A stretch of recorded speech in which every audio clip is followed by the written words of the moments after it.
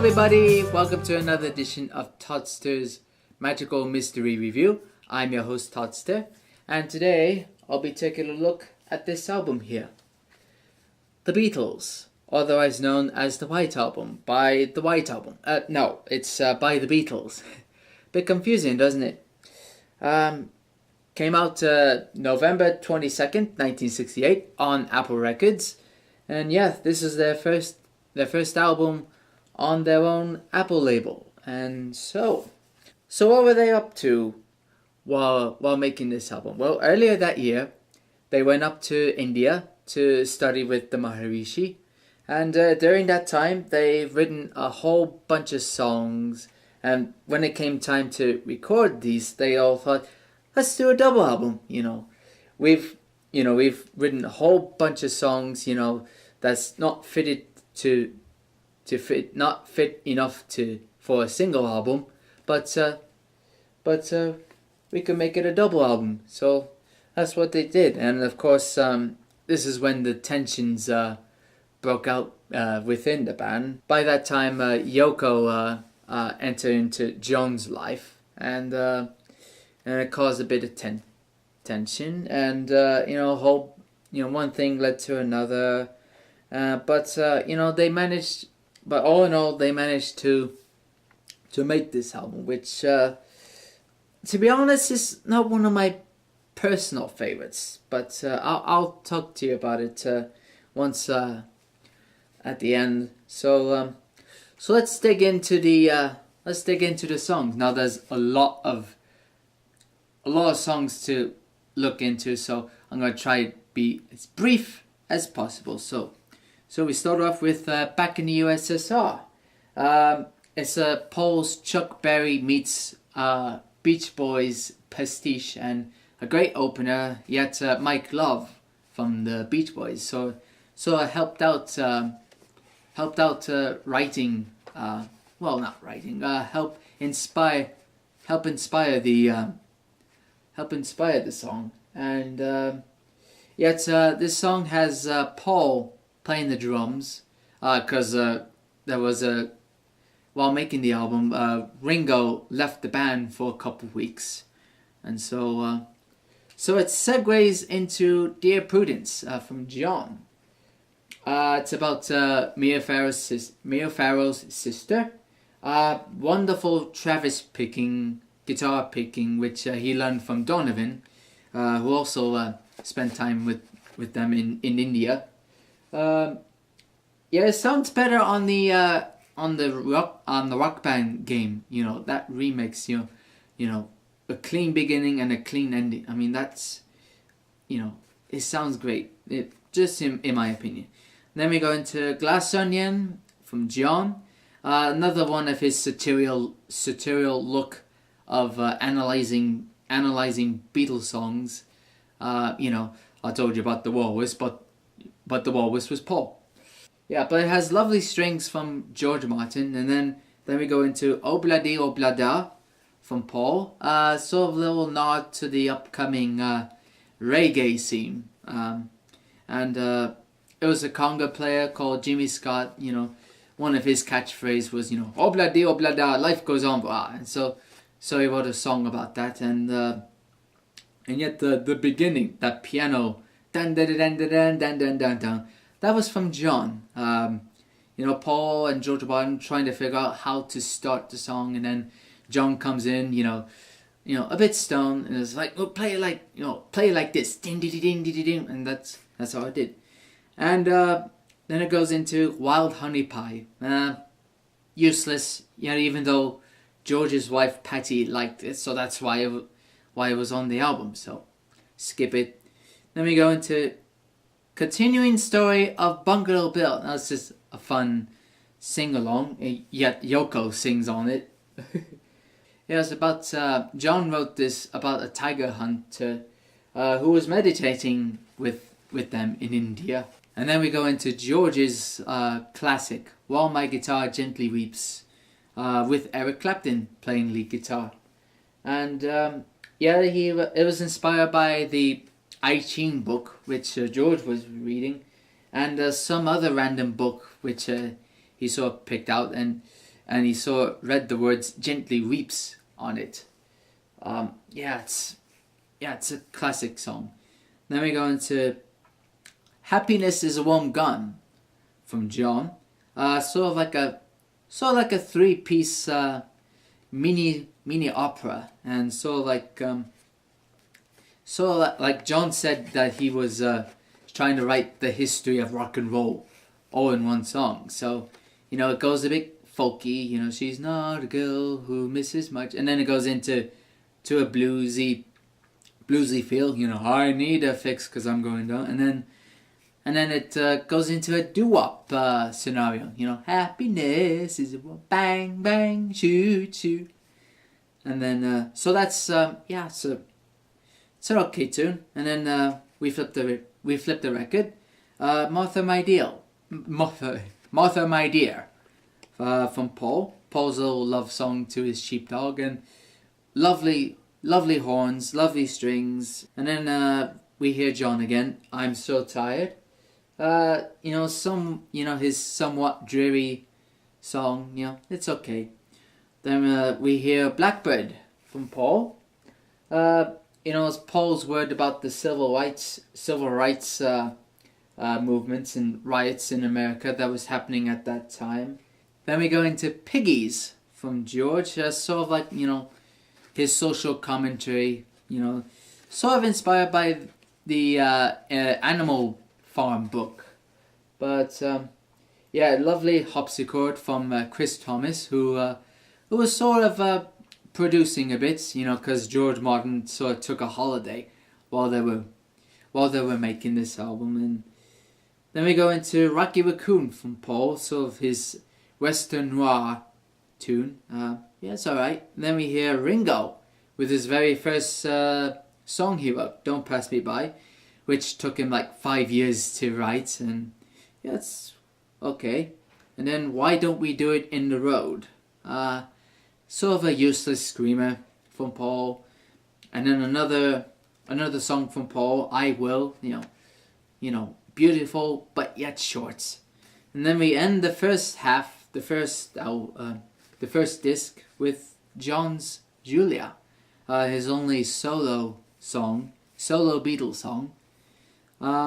He wrote this, thinking of his late mother, and sort of blends his mom and Yoko, into one. Even mentions Ocean Child, which is translated from what Yoko's name means in English. And then we go into the second disc with Birthday. You say it's your birthday, and it's not a birthday party without playing this song. They sort of made this song on the spot in the studio, after they watched one of their favorite movies, The Girl Can't Help It, that was on TV. If anyone's seen that, Little Richard, Gene Vincent, Fats Domino. And then we go into Your Blues, and this is John's little nod to the British blues scene at that time. And yet shortly after this came out, he played it with Eric Clapton and Keith Richards in the famous Rolling Stones Rock and Roll Circus, and it's a pretty cool performance there. Then we go back to Paul, another acoustic ballad, Mother Nature's Son, sort of inspired by the Maharishi. It's a nicely calm ditty. And then we go into Everybody's Got Something to Hide Except Me and My Monkey from John. I always hear this song whenever I get tense, and so, and John said it was written about Yoko, and Paul thought it was about heroin, which, he and Yoko, which John and Yoko were taking around that time, And George thought it was about the Maharishi, so, whatever you think, And speaking of Maharishi, we go into John's famous attack on the Maharishi, Sexy Sadie. I love the phasing backing vocals on that one, And then we go into the famous Helter Skelter from Paul. This is a little reply to the Who. Once he heard, he he read a review that they said they made the dirtiest, ugliest rock song ever. So we could do that better. And yet when I first heard this, I actually thought it was Zeppelin at first. I never didn't occur to me that was the Beatles playing it. And then we go into another song from George, Long, Long, Long. It's a bit too quiet, even though we hear Ringo's drum fills and the wine bottle rattling on the Leslie speaker at the end. But yeah. And we flip the record with Revolution 1, the original slow version of Revolution, and John had to lay on his back while doing the vocal, and I do recommend hearing the complete take 20, which is like 10 minutes long, and yet they took extracts from that and use it on Revolution 9, and so we go from there to Paul's Honey Pie. It's an okay number. One of his musical inspired tunes, and it's okay. Nothing big. And then we go into George with Savoy Truffle. This is love song to Eric Clapton's Sweet Tooth, and big fat horns on this one.